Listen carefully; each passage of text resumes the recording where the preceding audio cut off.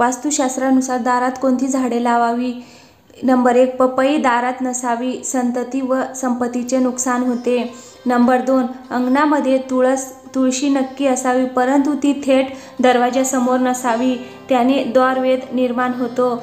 Number 3, घराशेजारी काटेरी झाडे लावू नये, गृहकलह, अशांती, शत्रुभय निर्माण होते, परंतु गुलाब आणि कोरफड चालते. नंबर 4, कोरफड घराच्या उत्तर दिशेस असावे. नंबर 5, गुलाब आणि कोरफड ही 2 रोपटी वाईट शक्तींपासून घराचे संरक्षण करतात अशी मान्यता आहे. नंबर 6, ज्या झाडातून चीक निघतो अशी झाडे घराभोवती लावू नयेत. नंबर 7, पिंपळाचे झाड शक्यतो घराजवळ नसावे, असेलच तर घराच्या पश्चिमेला असणे फलदायी असते. नंबर 8, पिंपळ घराच्या पश्चिम दिशेला असेल तर सर्व प्रकारच्या वाईट वृत्तीपासून घराचे रक्षण करतो. नंबर 9, ज्यांना मूलबाळ होत नाही त्यांनी अश्वत्थे प्रदक्षिणा म्हणजेच पिंपळाच्या झाडाला प्रदक्षिणा घालाव्यात. नंबर 10, वास्तुशास्त्रामध्ये शमीचे रोपटे अत्यंत शुभ मानले जाते. शमीच्या रोपट्याची पूजा केल्याने आयुष्य, आरोग्य व ऐश्वर्य वाढते. मनातील सर्व इच्छा लवकरच पूर्ण होतात. नंबर 11, घराच्या आग्नेय दिशेस लाल फुले येणारी झाडे लावू नयेत, त्याने अनेक त्रास वाढतात. नंबर 12, घराभोवती काटेरी कुंपण असू नये.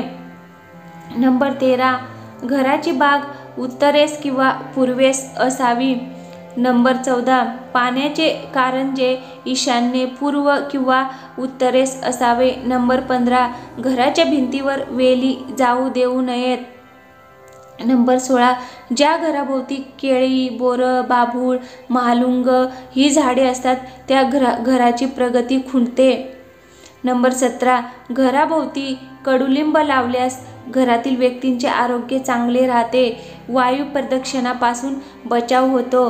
नंबर 18, घराभोवती रक्तचंदन आणि गुंजेचे झाड लावणे खूप शुभ समजले जाते, याने घरात सकारात्मक ऊर्जा म्हणजेच पॉझिटिव्ह एनर्जी प्रवेश करते. नंबर 19, नागकेशर, पांढरा चाफा आणि बेल ही झाडे घरापुढे अवश्य लावावी. या झाडांजवळ बसून साधना केली तर मन प्रसन्न होते. नंबर 20, घराच्या आवारात नारळाचे झाड लावणे अत्यंत शुभ मानले गेले आहे. नारळाचे झाड लावण्यासाठी पश्चिम आणि दक्षिण या दिशा शुभ समजल्या जातात. नंबर 21, फणसाचे झाड सुद्धा घराजवळ लावू शकता, ते घराच्या दक्षिणेला लावावे. नंबर 22, कोणत्याही झाडाची घनदाट सावली पूर्ण किंवा उत्तर बाजूने आपल्या घरावर पडू नये, हा दोष मानला आहे. नंबर 23, घराभोवती लावण्यासाठी पुढील झाडे शुभ असतात: नारळ, बेल, हिरडा, देवदार, प्लक्ष, चंदन, अशोक, पुनाग, नागलता इत्यादी. नंबर 24, प्लॉटमध्ये रुईचे अर्क झाड लावू नये. प्लॉटच्या एका दूर कोपऱ्यात जिथे कुणीही सहजासहजी जाऊ शकणार नाही तिथे लावू शकता. नंबर 25, अविवाहित तरुण मनुष्याचा मृत्यू झाल्यास त्याचे रुईच्या झाडाबरोबर लग्न लावतात, याला अर्कविवाह असे म्हणतात. त्यानंतरच तरुणाचा दहनसंस्कार होतो.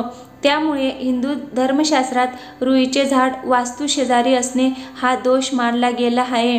नंबर 26, अशोक वृक्ष घराच्या उत्तरेला असल्यास मालकाचे आरोग्य व पैशापाण्याची स्थिती चांगली राहते, दुःख त्रास होत नाहीत. नंबर 27, घरात बेलफळ आणून ठेवावे, 1-2 आठवड्यांनी ते बदलावे, त्याची पूजा अर्चना करण्याची गरज नाही, घरात सुख समृद्धी नांदते.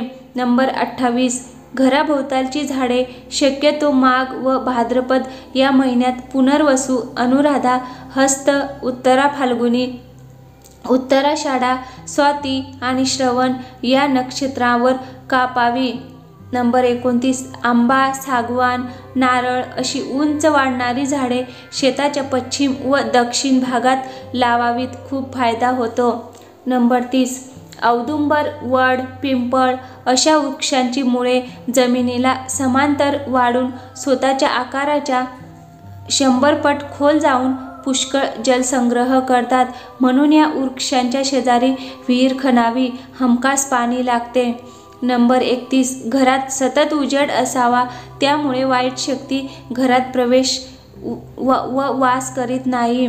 संध्याकाळी किंवा रात्री बाहेर जाताना घरात पूर्ण अंधार करू नये.